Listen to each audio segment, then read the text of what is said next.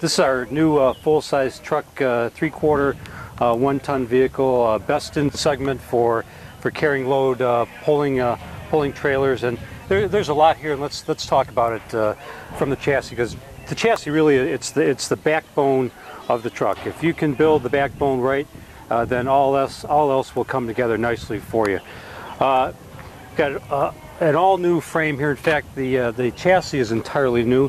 And the only thing that is carryover here is the stab bar drop link. Everything else, from top to bottom, from front to back, is brand new. And it starts with the frame. As I mentioned, the frame is our backbone. We took great pains in terms of designing a fully boxed frame from front to back. And what does that do for us? Well, there's a lot of things. One is it increases the beaming stiffness by about 20%. It increases frame bending strength by 92%. And if you notice here, these structural members that connect the rails here, we've gone to welded sections at the joint. And what that does is it gives us that torsional rigidity. In fact, we've increased torsional rigidity here by a factor of 5. So what does all that mean? It really means that you can carry more load, you can pull more load, and you can do so and feel very comfortable about it. In fact, the ride and handling on this vehicle is second to none. You know, as I mentioned, with a frame, the frame that we have, it allows you to now tune the ride isolation elements, your mounts, your powertrain mounts, your body mounts, so that you really have a nice, smooth, refined, isolated ride. Gives you the handling that you want, but also carries that load. And that's really the pay point, right? Full-size truck is about towing, payload, carrying people. And that's what this truck is all about. And being best in the industry, no one else coming close to what we've accomplished here. So let's look at, we talked about the frame. Let's look at the suspension, starting with the front here. We've got new forged steel upper control arms. We have new lower precision machine cast lower control arms. New knuckle for us. As I mentioned, this whole front end is new. We've got new larger rotors, 14-inch rotors here, which gives us that braking performance that you need. When you carry these kind of loads, it's important that you give the driver that confidence that they can stop when they want to stop, and that's what these brakes are all about here. Is it gives confidence, and also it's feel. It's about integrating that performance and doing so where the driver feels good about it. Shorter pedal travel and that braking performance that you need. But let's get back to this front suspension here. You can see that the control arms are new. The shock towers beefier, bigger. We've got 2 fasteners here to give you that strength, the structural integrity that you need in terms of a joint. You've got your 2 jounce bumpers, something new for us here. When you take these kind of loads, you know, you need to distribute those loads, and that's what these jounce bumpers do for us. The steering, all new. You know, it's beefier, bigger. The steering linkage, tie rods, the relay rod, all new for us. And again, all so that we can increase the front gross axle rating to 6,000 pounds. And why is that important? You know, I mentioned carrying the loads, but also now on all 4-wheel drive applications, you can attach a snowplow, which is very important to our customers. You can see that we've taken the bigger, better, more durability here, further along to the chassis, larger engine mounts, helping us with that isolation. Our torsion bars increase the size there to handle those front Gower ratings that I mentioned, 6,000 pounds. Larger transmission mounts for that isolation, the powertrain isolation, for that refinement for our driver and our passengers. And as you move further down the chassis here, you'll see that we didn't stop at the front suspension, but we also redesigned our rear suspension.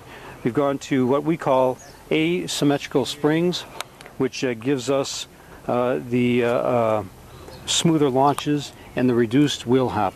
Because not only did we develop a new chassis here, but we've got a brand new engine with our Duramax diesel, which is providing great torque and performance. In fact, 760 foot-pounds of torque and almost 400 horsepower, and that's pretty daggone impressive to complement the chassis here and get the job done. You know, if you look at our fifth wheel here, we've got a maximum of 21,700 pounds. That's best in segment. No one can touch that. And with our conventional heavy-duty trailer hitch, we're at 17,000 pounds again, best in segment. So, you know, you can see that from a chassis perspective, you know, the winds being greater payload capability. Our pickup box can handle up to almost 6,400 pounds, best in the industry. So more payload, better than anybody. More trailering, better than anybody. Durability, reliability, performance, better than anybody. Now, it doesn't stop there. You know, as I mentioned, we've got our brand new diesel Duramax engine, very capable. Along with that comes the emission systems here that you can see. You've got what I call a chemical factory with a diesel oxidation catalyst up front, a selective catalyst reduction here in the middle, coupled with our diesel particulate filter. And that we spent a great deal of time agonizing what is the right technology to address the emissions for us. And without question, the selective catalyst reduction is indeed the most effective, the most efficient, and you know what? It provides fuel economy in the process. So some great technology here, complex yet very simple, very effective, and the right choice without question. I don't know why you would want to select anything other than that. You'll see here, this is where we have our diesel injector for the emission fluid, and this is our vessel here. It has about 5 gallons of diesel emission fluid, and our fill nozzle, which is located in the engine compartment, to go ahead and continue to fill the system as you need. The range depends on the application, the load application. I would say on average you're probably anywhere from 5 to 8,000 miles, depending on the load, and I think that fits in nicely with a system that is very convenient and user-friendly for our customer. So, what is this truck all about? Let me tell you what it's all about. It's about bigger, better, sturdier, more reliability, more durability, and quite frankly, it's about pulling more load.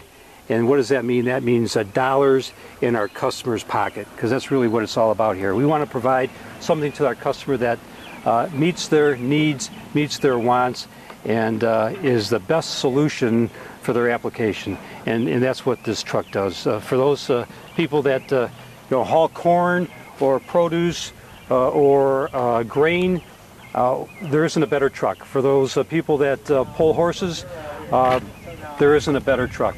At the end of the day, this truck will give you performance better than anyone in the industry, and do so in a refined manner where you feel good about your investment, and it's going to pay dividends in the long run. This is King of the Hill. King of the Hill. That's great, Mark. Thanks a lot. The upgrades for the Allison 1000 transmission for model year 11. I'll kind of start from the front and walk through the back here. But essentially, we have an all-new torque converter, and obviously we needed to do that to be to support the uprate in the Duramax. Essentially, we're running 105 foot-pounds more of torque. We're now running 765 foot-pounds as compared to our 660 foot-pounds in model year 10. So in order to be able to handle that, we had to come up with an all-new torque converter. And essentially, the first thing that had to change was this is the stator that actually provides your torque multiplication when you're in converter mode. And when we increase the torque, we have to be able to, when the stator locks, you have to be able to react that torque so that you can then multiply it. And so the stator the stator clutch, which is really a one-way clutch, had to increase its capacity to make sure that we hadn't degraded any of our durability or life and so forth. Then the other thing that changed is we went from a one-sided lockup clutch to a two-sided lockup clutch, so that we have friction material on both sides, because we had to be able to increase the lockup clutch capacity to be able to handle the 760 foot-pounds of input torque. The next thing, if we go down here to the bottom, to be able to also handle the 765 foot-pounds of torque during our shifts, what we wanted to do, you obviously have to have more clutch capacity to be able to do that. And so we have to also be able to handle that clutch pressure control in our valve body. And so we had to come up with an all-new valve body, and what we wanted to do was we wanted to be able to increase the torque capacity of our clutches and not sacrifice any of our shift quality. And the way we did that, you can do that by a couple ways. You can increase the gain on your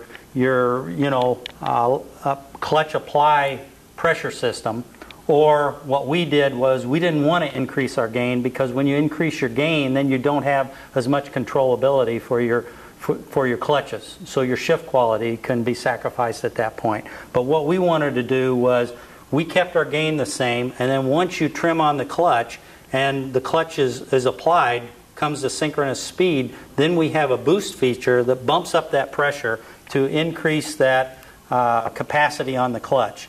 The other thing that we did in our main regulator is in this part of the transmission here that we call the front support. And on the main regulator, what we did was, prior to model year 11, we just had a step function main pressure. You know, we'd vary from 90 psi, and then we'd have a direct step function and go to 230. And the bottom line here is what we wanted to be able to do is within that operating range, we wanted to have an infinitely variable pressure schedule so that we can optimize or minimize the losses that we're generating with our input pump. And so we went to a variable main throughout the entire operating range so that we can better match the required clutch capacity pressure and also minimize our spin losses. So then we also had to add an extra plate to get, again, the capacity. This is our C1 clutch. We had to add additional plate here, and then we also added additional plate here in our C4 clutch. And so those are the two clutches that we had to modify. The other things that we did was we wanted to also further reduce our spin losses. We wanted more capacity, and we wanted to also not, when we add clutch plates, typically that increases our spin losses. And what we did was we went through here and did a very precise lube distribution spin loss study. And in there, what we did was, you can sometimes you got to get oil in there to lubricate everything well, but you also got to get it out so that it doesn't pool up and cause drag within the oil.